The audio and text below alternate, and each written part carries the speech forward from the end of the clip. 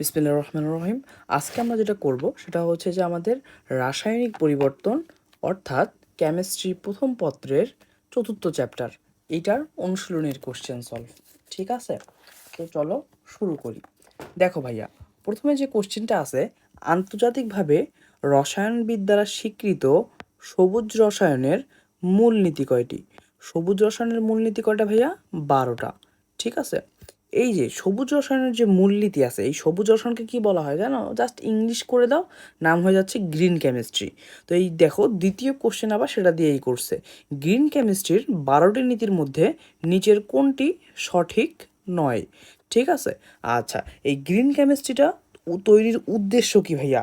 এই গ্রিন কেমিস্ট্রিটা এই জন্যই তৈরি করা হয়েছে। গ্রিন গ্রিন আসছে কই থেকে জানো? ওই পরিবেশ থেকে। ঠিক আছে, তো এমন কিছু কেমিক্যাল আমি কাজ করব যাতে পরিবেশের কোনো ক্ষতি হবে না, পরিবেশ বান্ধব কাজগুলো হইতে হবে। ঠিক আছে, সেইখান থেকেই আসলে গ্রিন কেমিস্ট্রি জিনিসটার উদ্ভব হয়েছে। তো এইখানে দেখো বজ্র পদার্থ রোধকরণ, এইটা একটা তোমার গ্রিন কেমিস্ট্রির শর্ত। এই 12টা শর্তের আমার যে হেডলাইনগুলো আছে, হেডলাইনগুলা পড়ে নিবা। ঠিক আছে, বইয়ের ভিতর থেকে হেডলাইন পড়ে নিবা। তো এইখানে আমার এই 12টার মধ্যে দেখো বজ্র পদার্থ রোধকরণ, অবশ্যই বজ্র পদার্থ রোধ করতে হবে, না হলে পরিবেশের সমস্যা হবে। সর্বোত্তম অ্যাটম ইকোনমি, যার অ্যাটম ইকোনমি যত বেশি সেটা পরিবেশের জন্য তত কম ক্ষতিকর। ঠিক আছে, তো সর্বোত্তম অ্যাটম ইকোনমি হইতে হবে, এইটাও গ্রিন কেমিস্ট্রি একটা শর্ত। তারপর দুর্ঘটনা প্রতিরোধ, অবশ্যই দুর্ঘটনা প্রতিরোধ হইতে হবে, কারণ দুর্ঘটনা ঘটে গেলে সেটা তো পরিবেশের উপর বিপর্যয় ডেকেই আনবে, তাই না? আচ্ছা, তাহলে আরেকটা কি থাকলো? শ্রমিকদের স্বাস্থ্যসেবা। দেখো ভাইয়া, শ্রমিকদের স্বাস্থ্যসেবার উপরে এটা কি কোনো পরিবেশের উপর ডিপেন্ডেবল কোনো কথাবার্তা হইলো যে শ্রমিকদের স্বাস্থ্যসেবার এটা মানে শ্রমিকদের স্বাস্থ্যসেবা ঠিক থাকলে তোমার মনে করো পরিবেশের জন্য ভালো হবে না খারাপ হবে, এমন কি কোনো কিছু আছে? শ্রমিকদের স্বাস্থ্য পুরাই একটা আলাদা টপিক, পরিবেশ নিয়ে কাজ করা এটা পুরোটাই একটা আলাদা টপিক। সো শ্রমিকদের স্বাস্থ্যসেবাটা কোনোভাবেই আমাদের এই 12টা নীতির মধ্যে পড়ে না। ঠিক আছে, আচ্ছা, দেখো বিক্রিয়ার হারের একক নিচের কোনটি? মোল, মোল পার লিটার পার সেকেন্ড। এটাকে আমি লিখতে পারি মোলার পার সেকেন্ড, মানে মোল পার লিটারকে লেখা যায় কি? মোলার। ঠিক আছে, মোল পার লিটারকে কি লেখা যায়? মোলার লেখা যায়। এই জিনিসটা মনে রাখবা। বিক্রিয়ার বেগ হ্রাসের জন্য কোন তথ্যটি সঠিক? এই কোশ্চেনটা নিয়ে একটু কনফিউশন আছে। ঠিক আছে, আচ্ছা, কি কনফিউশন ভাইয়া? দেখো, বিক্রিয়ার বেগ হ্রাসের জন্য কোন তথ্যটি সঠিক? বিক্রিয়ার বেগ কিসের উপর নির্ভর করে? তাপমাত্রা, চাপ, ঘনমাত্রা। ঠিক আছে না? তাহলে ঘনমাত্রা বৃদ্ধি করলে বিক্রিয়ার বৃদ্ধি পায়, তাহলে এটা হবে না। তারপর সক্রিয়ণ শক্তি বৃদ্ধি, সক্রিয়ণ শক্তি বৃদ্ধি করলে আমি কি করি? বিক্রিয়ার বেগটা কিন্তু বৃদ্ধি পায়, কারণ আমরা কি জানি বিক্রিয়ার সক্রিয়ণ শক্তির সাথে বিক্রিয়ার বেগের যে সম্পর্ক সেটা হচ্ছে তোমার ব্যস্তানুপাতিক সম্পর্ক। সক্রিয়ণ শক্তি, আচ্ছা লিখেই দেই, সক্রিয়ণ শক্তি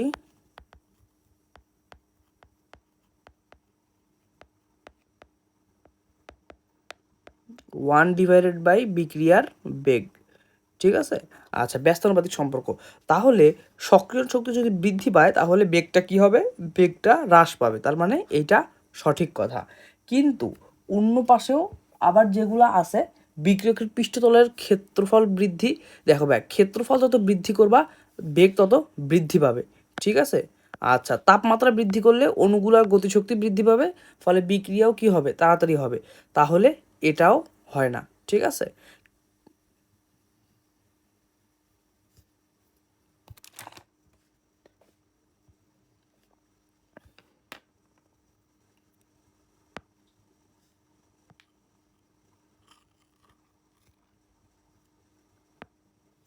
আচ্ছা, দেখো বলছে কি বিক্রিয়ার বেগ হ্রাসের জন্য নিচের কোন তথ্যটি সঠিক?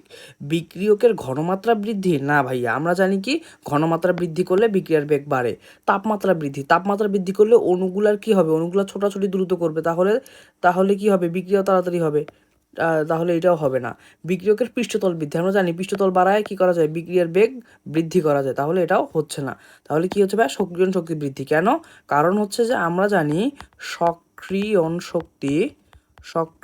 শক্তি এটা হচ্ছে যে তোমার বিক্রিয়ার বেগের সাথে সম্পর্ক হচ্ছে ব্যস্তানুপাতিক হচ্ছে বেগ। তার মানে সক্রিয়ণ শক্তি যদি বৃদ্ধি পায় তাহলে বিক্রিয়ার বেগ কি হয়?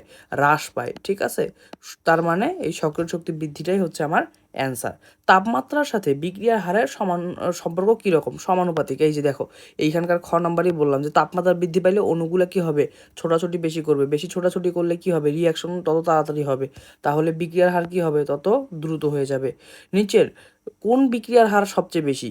আচ্ছা, প্রথম কথা হচ্ছে যে এই জায়গাটাতে একটু তুমি দেখো তো ভাইয়া, প্রত্যেকটা বিক্রিয়ার দিকে লক্ষ্য করো, বিক্রিয়ার দিকে কোনো প্রভাবক দেওয়া আছে? নাই। আচ্ছা, প্রভাবক যদি না থাকে তাহলে সেই বিক্রিয়াগুলো যেমন আছে তেমনই চলবে, তাই না? আর দেখো এই বিক্রিয়ার ক্ষেত্রেই কেবল একমাত্র প্রভাবক দেওয়া আছে, প্রভাবক থাকলে কি হয়? বিক্রিয়া দ্রুততর হয়, তার মানে বিক্রিয়ার হার বেশি হবে কোথায়? এইখানে। আচ্ছা, রাসায়নিক বিক্রিয়ায় কখন del H is equals to del E হয়? আচ্ছা, এইখানে একটু কথা আছে ভাইয়া, এইখানে কি কথা আছে? ডেল এইচ ইকুয়াল টু কি লেখা যায় জানো কি? ডেল এইচ ইকুয়াল টু লেখা যায় ডেল ই প্লাস পি ডেল ভি। এখন দেখো তো ভাইয়া, আয়তন যদি স্থির হয় ডেল ভি এর মান 0 হয়ে যাবে না? ডেল ভি এর মান যদি 0 হয়ে যায়, জিরোর সাথে পি গুণ করলে কি হবে? 0ই হবে। তাহলে del H is equals to কি আমি লিখতে পারি ডেল ই। আচ্ছা, এইটাকে আমার এই শর্তকে পূরণ করতেছে। যখনই দেখবা এইটা আমার এই শর্তকে পূরণ করতেছে, তার মানে আয়তন স্থির হইলেই কেবল এটা মাত্র সম্ভব। ঠিক আছে, দেখো তারপর বলছে কি কোনটি সাম্যের বৈশিষ্ট্য নয়? সাম্যের বৈশিষ্ট্য নয় কি ভাইয়া? দেখো সাম্যের 3টা বৈশিষ্ট্য আছে, 4টা বৈশিষ্ট্য আছে, ঠিক আছে? একটা হচ্ছে তোমার সাম্যের স্থায়িত্ব, উভয় দিক থেকে সুগমতা, আর বিক্রিয়ার অসম্পূর্ণতা। ঠিক আছে, তাহলে বৈশিষ্ট্য নয় যেহেতু আমার চাইছে, এইটাও কাটা, এইটাও কাটা, এইটাও কাটা। আর একটা আছে প্রভাবকের ভূমিকাহীনতা। ঠিক আছে, তাহলে আমার অ্যান্সার কি হবে ভাইয়া? আমার অ্যান্সার হবে বিক্রিয়ার হার। এইটা বইয়ে অ্যান্সার কি দেওয়া আছে? ভুল অ্যান্সার দেওয়া আছে। ঠিক আছে, বইয়ে এইটা অ্যান্সার দেওয়া আছে। দাঁড়াও আমি এটা মিশাই দিই, তাহলে দেখতে পারবো। বই কি দেওয়া আছে? বইয়ে এই অ্যান্সারটা দেওয়া আছে। ঠিক আছে, উভয় দিক থেকে সুগম্যতা, কিন্তু এটা হবে না, হবে কি? বিক্রিয়ার হার। নিচের কোনটি তাপহারী বিক্রিয়া? আচ্ছা, নিচের কোনটা তাপহারী বিক্রিয়া বলো দেখি? এই তাপহারী বিক্রিয়া এবং তাপ উৎপাদী বিক্রিয়া, এইটা না একটা ছক করে পড়াই দেই চলো, তাহলে তোমার মনে থাকবে ভালো। আচ্ছা, দেখো ভাইয়া, এইখানে তুমি মনে রাখবা যে তাপ উৎপাদী যে বিক্রিয়াগুলো আছে, কি কি বললাম? তাপ উৎপাদী যে বিক্রিয়াগুলো আছে সেটা তুমি একটা সিকোয়েন্স দিয়ে মনে রাখবা। মনে রাখবা যে হাই কালা সাথীর মিতা, হাই কালা সাথীর মিতা নাই। মানে হাই কালা যে সাথী আছে, মানে যে সাথীটা দেখতে কালো, তার মিতা মানে বন্ধু নাই।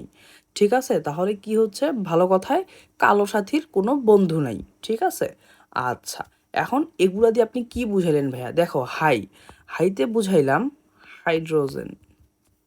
কি? হাইড্রোজেন। হাইড্রোজেনের সাথে যদি তুমি অক্সিজেন যুক্ত করো তাহলে যে পানি পাবা, এটা হচ্ছে একটা তাপ উৎপাদী বিক্রিয়া। ঠিক আছে, আচ্ছা, তারপর দেখো কালাতে কি? কার্বন। কার্বনের সাথে যদি তুমি অক্সিজেন যুক্ত করো, এটার নাম কি হচ্ছে? Carbon dioxide. সাথী কি হচ্ছে? SO2। SO2 এর সাথে যদি তুমি O2 যোগ করো তাহলে আসতেছে কি? SO3। মিতাতে কি ভাইয়া? মিথেন। ঠিক আছে, মিথেনের সাথে যদি তুমি অক্সিজেন যুক্ত করো তাহলে কি হচ্ছে? কার্বন ডাই অক্সাইড প্লাস পানি। তারপরে নাইতে কি হচ্ছে ভাইয়া? Nitrogen plus hydrogen equal to কি আসতেছে? NH3। তাহলে এই তিনটা আমার কি? এই তিনটা হচ্ছে আমার তাপ উৎপাদী বিক্রিয়া। কি বিক্রিয়া ভাইয়া?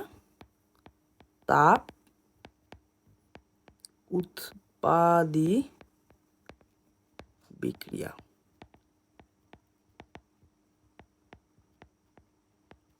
ঠিক আছে, আচ্ছা, তাহলে এটা কি মনে থাকবে তোমাদের?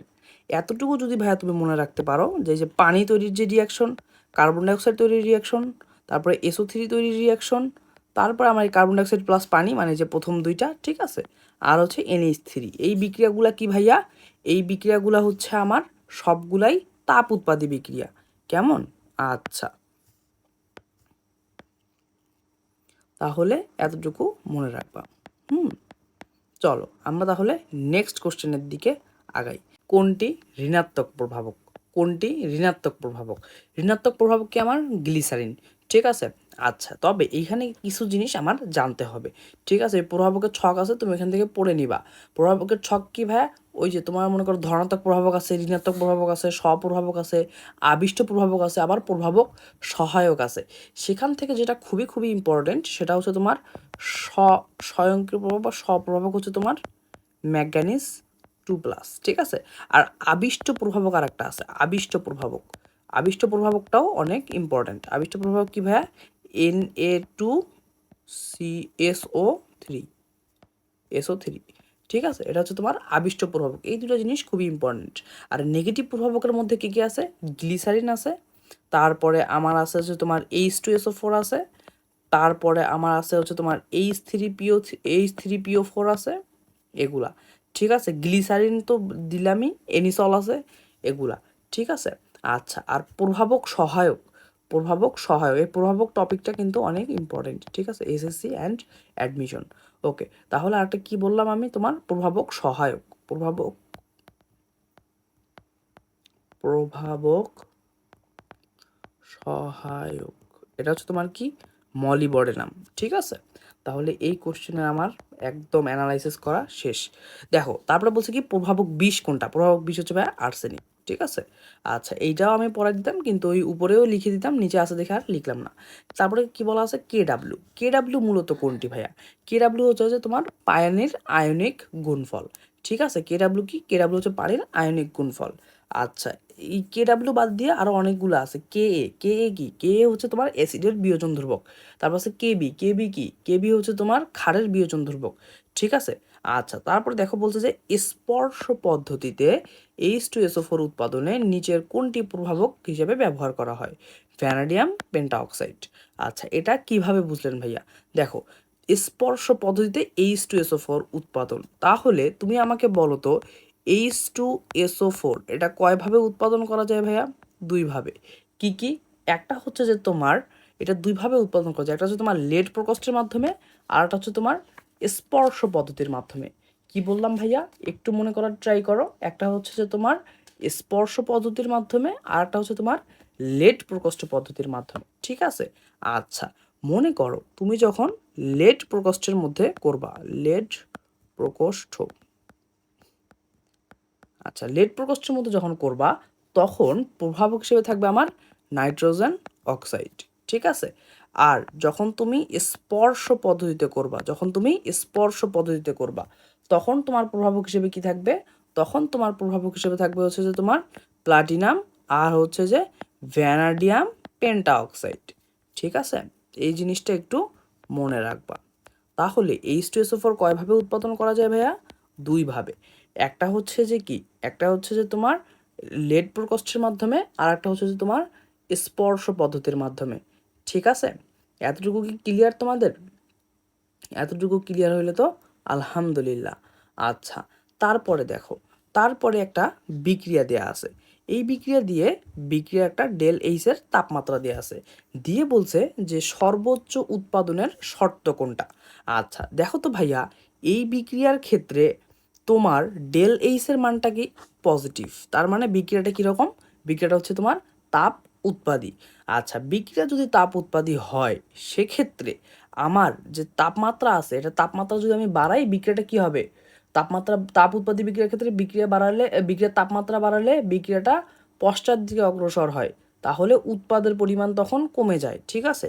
কিন্তু আমার তো উৎপাদ সর্বোচ্চ পাওয়া লাগবে, তাহলে কি করতে হবে? তাপমাত্রা কমাইতে হবে, কারণ তাপ উৎপাদী বিক্রিয়ার ক্ষেত্রে তাপমাত্রা কমালে বিক্রিয়া সম্মুখ দিকে অগ্রসর হয় এবং তখন উৎপাদের পরিমাণ বাড়ে। তাহলে নিম্ন তাপমাত্রাগুলোই হবে, উচ্চ তাপমাত্রা এই অপশন দুইটা কাটা। আচ্ছা, এবার দেখো তো ভাইয়া, এইখানে এইখানে আমার বিক্রিয়কের মোল সংখ্যা কত? 2 আর 1 3, আর উৎপাদের মোল সংখ্যা 2, তাহলে এটা হচ্ছে 3 আর এটা হচ্ছে তোমার 2। এখন এই অবস্থায় যদি তুমি চাপ বাড়াও তাহলে কি হবে? তাহলে বিক্রিয়ক থেকে উৎপাদের পরিমাণ বৃদ্ধি পাবে, ঠিক আছে? আচ্ছা, তাহলে কি হবে ভাই? উচ্চ চাপ। কারণ আমরা জানি যে তোমার উৎপাদের পরিমাণ যদি, উৎপাদের মোল সংখ্যা যদি বিক্রিয়কের মোল সংখ্যা অপেক্ষা কম হয়, উৎপাদের মোল সংখ্যা যদি বিক্রিয়কের মোল সংখ্যার তুলনায় কম হয়, সেক্ষেত্রে বিক্রিয়ায় চাপ বাড়ালে বিক্রিয়ার সম্মুখ দিকে অগ্রসর হয় এবং চাপ বৃদ্ধি বা হ্রাসের ফলাফলকে প্রশমিত করে। ঠিক আছে, তারপরে এই বিক্রিয়ার দিকে তাকাও। এই বিক্রিয়াতে তুমি কি দেখতে পাচ্ছ দেখো দেখি। এই বিক্রিয়ার ক্ষেত্রে তুমি কি দেখতে পাও, এইখানে বলছে যে একটা বিক্রিয়া দিয়ে বলছে কেপি আর কেসির মান নির্ণয় করো। আচ্ছা, তুমি মনে রাখবা কেপি আর কেসির মধ্যে একটা সুন্দর সম্পর্ক আছে। KP is equals to KC R T to the power del N. আচ্ছা, এখন তুমি বলতে পারো ভাইয়া কেপি জিনিসটা তো বুঝলাম, কেসি জিনিস এটাও বুঝলাম, আর আর তো আপনি যে সর্বজনীন গ্যাস ধ্রুবক বুঝাচ্ছেন, আর টিতে তো আপনি টেম্পারেচার বুঝাচ্ছেন, কিন্তু ডেল এন দিয়ে আপনি কি বুঝাইলেন? ভাইয়া মনে রাখো, ডেল এন দিয়ে আমি কি বুঝাইলাম? ডেল এনতে হচ্ছে যে তোমার উৎপাদের মোল সংখ্যা। কি বুঝাইলাম? উৎপাদের মোল সংখ্যা মাইনাস বিক্রিয়কের মোল সংখ্যা। মাইনাস কি ভাইয়া? মাইনাস হচ্ছে তোমার বিক্রিয়কের মোল সংখ্যা। ঠিক আছে, আচ্ছা, এখন এই বিক্রিয়া দেখো তো উৎপাদের মোল সংখ্যা কত? 2, আর বিক্রিয়কের 3 আর 1 4। তাহলে তাহলে ডেল এন এর মান কত হচ্ছে যে 2 থেকে উৎপাদ মানে 2 মাইনাস 4 ইকুয়াল টু -2। এই যে দেখো -2। ঠিক আছে, তার মানে এটাই হবে অ্যান্সার। আচ্ছা, 16 নাম্বারটা দেখো তো।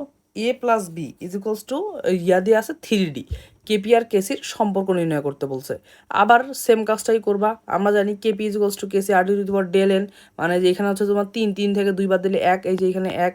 ঠিক আছে, আচ্ছা, তারপরে এক লিখাও যে কথা, না লিখাও একই কথা, বুঝছো, যার কারণে লিখে নেই এরা। আচ্ছা, তারপরে দেখো 17 নাম্বার কি বলছে? একটা বিক্রিয়া দেওয়া আছে, কেপি কেসির মধ্যে সম্পর্ক নির্ণয় করতে বলছে। ওই যে 2 থেকে 4 বিয়োগ দিবা, কত থাকে? 2 থেকে 4 বিয়োগ দিলে -2 থাকে, -2 হবে অ্যান্সার। ঠিক আছে, আচ্ছা, তারপরে দেখো, তারপর 18 নাম্বারটা কি বলছে? বলছে যে ক্যালসিয়াম কার্বনেট থেকে ক্যালসিয়াম অক্সাইড হলো, আচ্ছা কেসিয়ার রাশিমালা প্রতিপাদন করতে, তাই তো?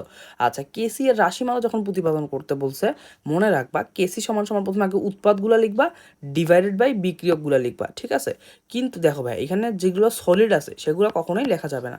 তো এটাও সলিড এটাও সলিড না হলে আমি হচ্ছে যে তোমার লিখতাম calcium oxide divided by calcium carbonate. যেহেতু এটা সলিড অবস্থায় আছে তাহলে এগুলা কি করা যাবে না, লিখার দরকার নেই। ঠিক আছে, আচ্ছা, তারপরে দেখো, তারপরে বলছে যে এই বিক্রিয়ার কেপির একক কোনটা? আচ্ছা, প্রথম কথা হচ্ছে যে কেপি কেসি এগুলার কোনো একক নাই। ঠিক আছে, এগুলা হচ্ছে যে তোমার একক বিহীন একটা রাশি, এগুলো মনে রাখলেই হয়ে যাবে। তবে আগে অনেক আগের বইগুলোতে যখন আমরা পড়তাম তখন আমরা এগুলার কিন্তু একক পড়তাম, তখন আমাদের এটিএম ছিল। ঠিক আছে, বাট এখন একক বিহীন দাগাবা এখন আসলে। ঠিক আছে, 20 নাম্বার কোশ্চেনটা ভাইয়া এটা একটা স্পেশাল ম্যাথ। ঠিক আছে, এটা হচ্ছে তোমার ভার্সিটি অ্যাডমিশন টেস্ট অ্যান্ড ইঞ্জিনিয়ারিংয়ের ক্ষেত্রে খুবই একটা প্রয়োজনীয় অঙ্ক। ঠিক আছে, তো এইটা আমরা এইখানে সলভ করাবো না, এটা আমরা আলাদাভাবে ধরে ধরে সলভ করাবো। ঠিক আছে, আচ্ছা, তারপরে দেখো 21 নাম্বারে আসো। 21 নাম্বারে আমি কি করাবো ভাইয়া? 21 নাম্বার বলছেই তোমাকে একটা জিনিস দিয়ে দেওয়া আছে, তারপর বলছে যে তাপমাত্রা বাড়ালে কি রকম হবে। আচ্ছা, দেখো তো ভাইয়া এইটা কেমন বিক্রিয়া? এইটা হচ্ছে যে একটা তাপ উৎপাদী বিক্রিয়া। ঠিক আছে, এটা কেমন বিক্রিয়া? এইটা হচ্ছে যে একটা তাপ উৎপাদী বিক্রিয়া। তাপ উৎপাদী বিক্রিয়ার ক্ষেত্রে তাপমাত্রা বাড়ালে কি হয় বলো দেখি? তাপ উৎপাদী বিক্রিয়ার ক্ষেত্রে তাপমাত্রা বাড়ালে বিক্রিয়কের পরিমাণ বৃদ্ধি পায়, উৎপাদের পরিমাণ হ্রাস পায়। আচ্ছা, তাহলে এই বিক্রিয়ায় তাপমাত্রা বাড়াইছে, তাহলে SO3 উৎপাদন কি হবে? হ্রাস পাবে। SO3 উৎপাদন হ্রাস পাইছে, যা হওয়ার তাই হয়েছে। আচ্ছা,